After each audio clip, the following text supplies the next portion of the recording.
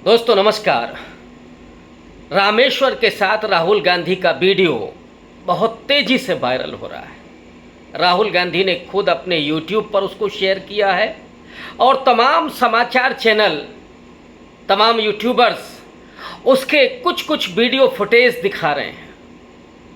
रामेश्वर वही हैं जो आज़ादपुर मंडी से बेबस और लाचार, अपने आंखों में आंसू भरे हुए लौट रहे थे क्योंकि टमाटर बहुत महंगा था। वो चाहते थे कि कुछ खरीद करके वो लोगों के बीच में बेचें, जिससे थोड़ी आमदनी हो तो उनके परिवार का पेट पले। लेकिन रामेश्वर को बेबस लौटना पड़ा। उस वीडियो के वायरल होते ही राहुल गांधी दूसरे दिन आज़ादपुर मंडी में पहुंचे रामेश्वर को खोजते हुए। रामेश्वर तो नहीं मिले, लेकिन बहुत सारे ऐसे ही तमाम खरीदार और विक्रेताओं से मिले, आढ़तियों से मिले, उन मज़दूरों से मिले और उनसे जाना कि उनकी ज़िंदगी कैसे चल रही है, गुजर बसर कैसे हो रहा है, किस तरह से जो बिचौलिए हैं वो इस पूरे व्यापार में अपना लाभ कमा रहे हैं और इन मज़दूरों को, इन छोटे छोटे दुकानदारों को पेट भरने के लिए भी वो अवसर नहीं मिल रहा है। बीच में जो घटनाक्रम हुआ उसके बारे में आप सबको पता होगा। रामेश्वर को राहुल गांधी ने अपने घर बुलाया, अपने भोजन कक्ष में उन्हें खुद भोजन परोसा। उनकी पत्नी व्रत थी तो उनको फ्रूट्स ला करके दिए। उनकी बेटी के जीवन के बारे में बातचीत की कि क्या उसकी उम्मीदें हैं, क्या अपेक्षाएं हैं, क्या आकांक्षाएं हैं। और रामेश्वर से तो मिलकर के राहुल गांधी ने अपने जज्बातों का भी इजहार किया कि जब मैंने वो वीडियो देखा तो मैं बहुत दुखी था, आपसे मिलने गया लेकिन आप नहीं मिले। रामेश्वर इतना गदगद, और रामेश्वर की भाषा को सुनकर के मुझे ऐसा लगा कि गोया वो मध्य प्रदेश या उत्तर प्रदेश के बुंदेलखंड से हैं, क्योंकि उस भाषा को, उस शैली को मैं समझता हूँ। मैं खुद बुंदेलखंड से आता हूँ और बुंदेलखंड के उन दोनों हिस्सों की जो सबसे बड़ी समस्या है वो पलायन की है, जहाँ गरीबों की संख्या बहुत ज़्यादा है, जहाँ लोग दिल्ली, अहमदाबाद, मुंबई चले जाते हैं पैसा कमाने के लिए और घर में रह जाते हैं उनके बूढ़े माँ बाप और औरतें, बच्चे, जिनकी परवरिश, जिनकी पढ़ाई लिखाई भी ठीक से नहीं हो पाती। और ऐसे में अगर उन्हें रोज़गार भी मैसर ना हो, वे काम करना चाहें वो ना मिले, तो फिर उनका पेट कैसे पलेगा। रामेश्वर तो अपने परिवार के साथ रहते हैं। उन रामेश्वर से जो राहुल गांधी ने बात की, उससे एक बात तो तय है कि नरेंद्र मोदी के उस इकोनॉमी के गुब्बारे में छेद कर दिया है रामेश्वर और राहुल गांधी के इस बातचीत ने। दिल्ली के लाल किले पर राष्ट्रध्वज फहराते हुए देश के 77वें स्वतंत्रता दिवस पर नरेंद्र मोदी ने उस पूरे 56 इंच की छाती जो सो कॉल्ड है उसको फुलाते हुए कहा कि हम 5वीं बड़ी अर्थव्यवस्था बन गए हैं, अगले साल भी हम तिरंगा फहराएंगे और 5 साल के बाद तीसरी बड़ी अर्थव्यवस्था बनेंगे।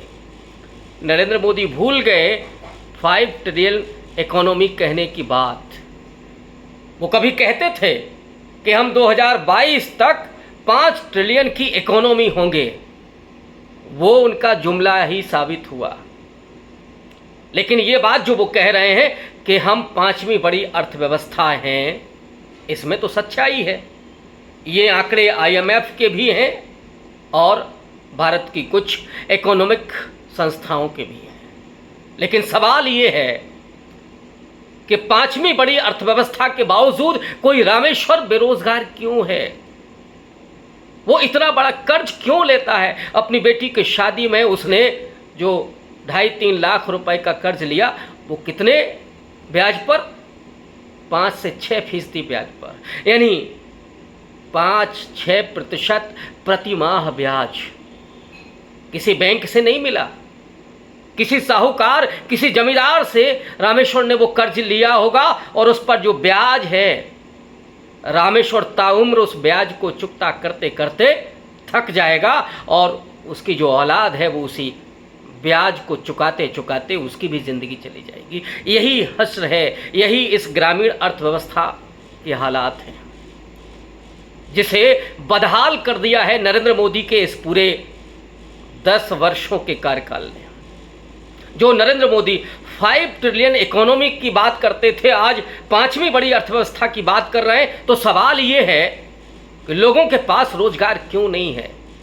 200 रुपए किलो टमाटर क्यों बिक रहा है? सब्सिडी क्यों नहीं दे रहे हैं अगर 5वीं बड़ी अर्थव्यवस्था है तो? अगर देश के पास पैसा है, खजाने में अगर पैसा है, जीडीपी अगर ज़्यादा है, तो पेट्रोल और डीजल का दाम इतना ज़्यादा क्यों है? सब्सिडी उस पर क्यों नहीं? इतना ज़्यादा उस पर जो टैक्स लिया जाता है वो क्यों है? और आज तो जो जीएसटी के जरिए आम आदमी के माचिस पर भी जो टैक्स वसूला जा रहा है, उसके कॉपी किताब पर जो टैक्स वसूला जा रहा है, उसके भोजन पर जो टैक्स वसूला जा रहा है, उसके सामान पर, रोज़मर्रे की ज़िंदगी के सामान पर जो टैक्स वसूला जा रहा है, वो नरेंद्र मोदी के इस 5वीं बड़ी अर्थव्यवस्था का तमाचा है लोगों पर। वो क्या उस 5वीं इकोनॉमी का वो बना करके खाएगा क्या? और अगर इतनी बड़ी इकोनॉमी है तो नरेंद्र मोदी उन तमाम लाखों सरकारी कर्मचारियों की पुरानी पेंशन क्यों बहाल नहीं करते? या उन लोगों को जिनके ऊपर इस तरह का कर्ज है, उनकी कर्ज बहाली क्यों नहीं होती? और असंगठित क्षेत्र में रोजगार क्यों खत्म हुए?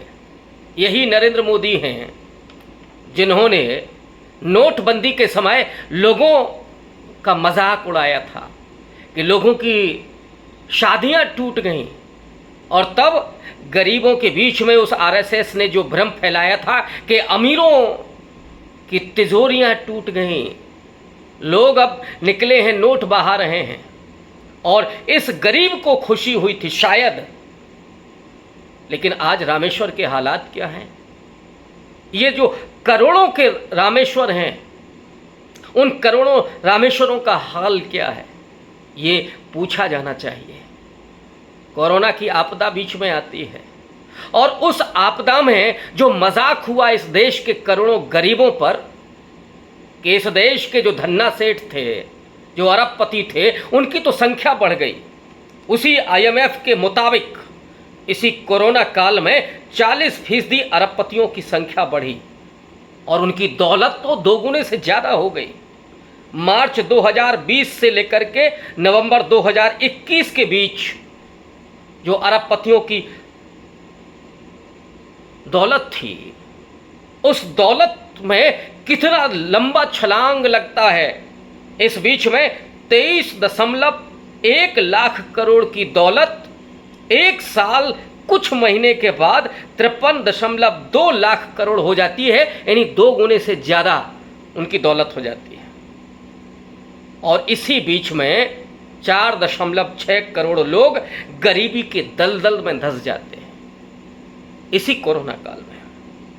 ये आंकड़े नवभारत टाइम्स के, जबकि इसके बरक्स पूरे दुनिया में अरबपतियों की संख्या कम होती है, लेकिन भारत में अरबपतियों की दौलत ही नहीं बल्कि 143 अरबपति हो जाते हैं। 40% अरबपति बढ़ते हैं भारत में, उनकी दौलत तो 2 गुने से ज़्यादा। और गरीब जिनकी संख्या 4.6 करोड़। और गौर करने वाली बात यह है कि ये दुनिया के गरीबों की आधी तादाद है जो भारत में रहती है इसी कोरोना काल में। एक और आंकड़ा बीबीसी की रिपोर्ट है कि इस कोरोना काल में 1.89 करोड़ लोगों की नौकरियां चली गई। 1.89 करोड़ यानी 2 करोड़ लोगों की नौकरियां चली गई। ये 2 करोड़ लोग कौन थे? ये तो रजिस्टर्ड लोग थे, लेकिन जो असंगठित क्षेत्र था वो पूरा बुरी तरीके से भरभरा करके गिर गया, वो बर्बाद हो गया। जिस इनफॉर्मल इकोनॉमी में लोगों को रोजगार था, छोटे छोटे उद्योग धंधे थे जो उस काल में बर्बाद हो गए। जीडीपी का करीब 55% हिस्सा इस इन्फॉर्मल इकोनॉमी का था। आज की तारीख में मोदी जी की कृपा से वो अब 20% के करीब बचा हुआ है। प्रति व्यक्ति आय, आप 5वीं बड़ी इकोनॉमी की बात कर रहे हैं, लेकिन प्रति व्यक्ति आय में अगर हम IMF के डाटा की ही बात करें तो दुनिया में 127वें स्थान पर भारत है। बांग्लादेश और श्रीलंका से भी बदतर स्थिति है भारत के लोगों की प्रति व्यक्ति आय में। किसी भी देश की आर्थिक तरक्की उसकी प्रति व्यक्ति आय पर निर्भर करती है और देश में समानता पर दृष्टिकोण जो होता है वो उसके तरक्की को दिखाता है। लेकिन मोदी जी की कृपा से इस देश में अमीरी और गरीबी के बीच में खाई और चौड़ी हो गई। जो 2014 के पहले थी उससे भी ज़्यादा चौड़ी हो गई। अडानी तो दूसरे नंबर पर पहुंच गए। जो 2014 के पहले 602वें स्थान पर थे दुनिया में, वो 2022 के आखिरी तक आते आते 2 नंबरी अरबपति हो गए, अंबानी साहब को पीछे छोड़ते हुए। अंबानी और अडानी ने कितना माल कमाया इस बीच में, इसी कोरोना काल में, लेकिन लोग बेरोजगार होते चले। एक और आंकड़ा मैं आपको दे देता हूँ। आज की तारीख में इस देश के जो 1% हिस्सा है, जो रईस लोग हैं, उनका कुल भारत की संपत्ति के 55% हिस्से पर कब्जा है। यानी 1% लोगों के पास इस देश की 55% संपत्ति है। और जो रामेश्वर जैसे लोग हैं, जो 60% का भारत है, जो 60% गरीबों का भारत है, उसके पास महज 4.5% दौलत है भारत की। इतनी असमानता और इतनी कम प्रति व्यक्ति आय वाले देश में रामेश्वर जैसे न जाने कितने चेहरे होंगे। और इसीलिए मैं कह रहा हूँ कि राहुल गांधी ने रामेश्वर से मिल करके उनके आर्थिक हालात, उनके जीवन और उनके भविष्य के बारे में बात करते हुए राहुल गांधी ने नरेंद्र मोदी के उस पूरे इकोनॉमी में छेद ही नहीं किया है, बल्कि नरेंद्र मोदी का जो तिलिस्म है उसको एक्सपोज कर दिया है और मोदी की पूरी पॉलिटिक्स को नंगा कर दिया है।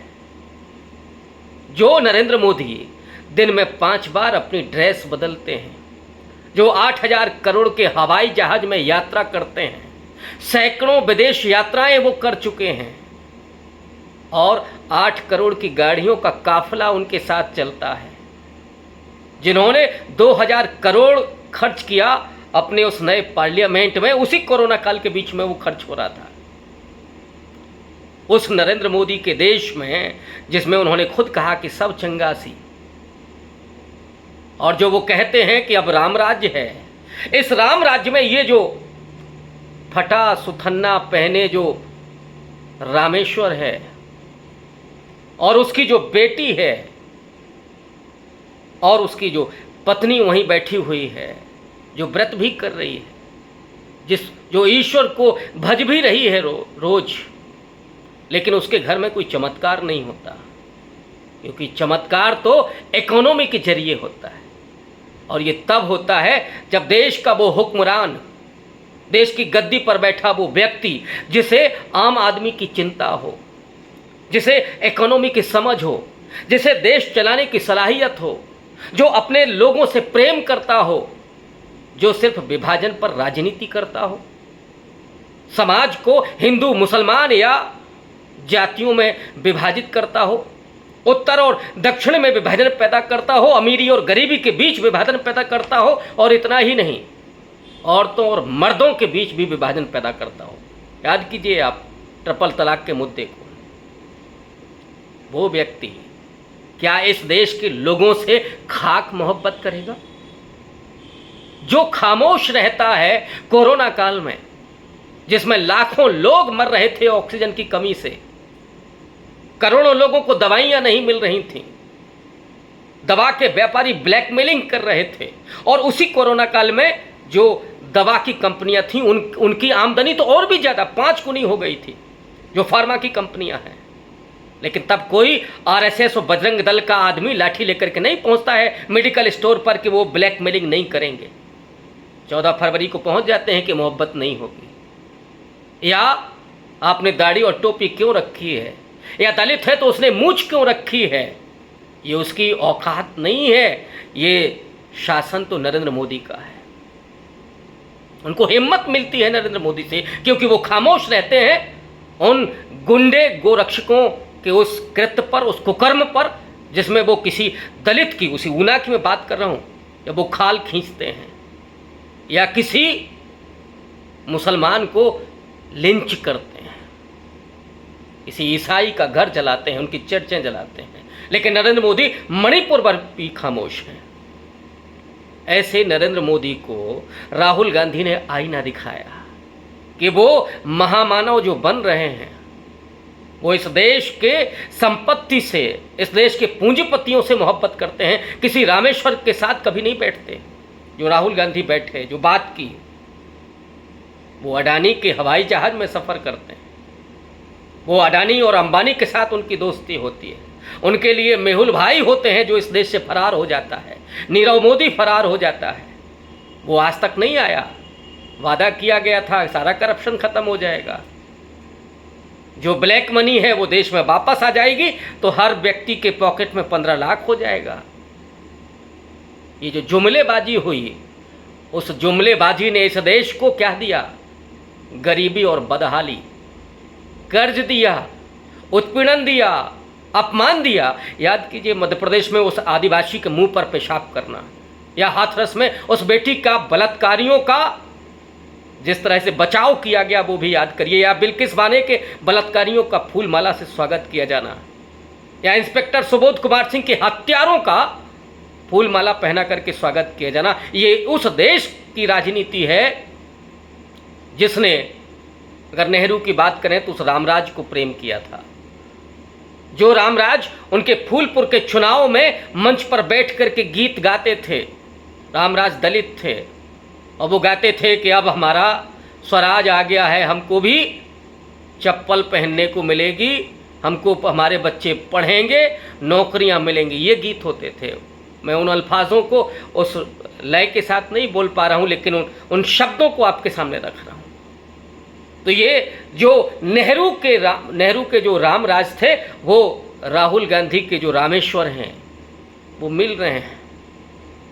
कि नेहरू ने जहाँ से सफ़र शुरू किया था और वो सफ़र एक मुकाम तक पहुँचा जिसमें एक बड़ा मिडिल क्लास उभरा, लेकिन 2014 के बाद उस इकोनॉमी को भरभरा करके ढा दिया गया और तिजोरियां भरी गई धन्ना सेठों की।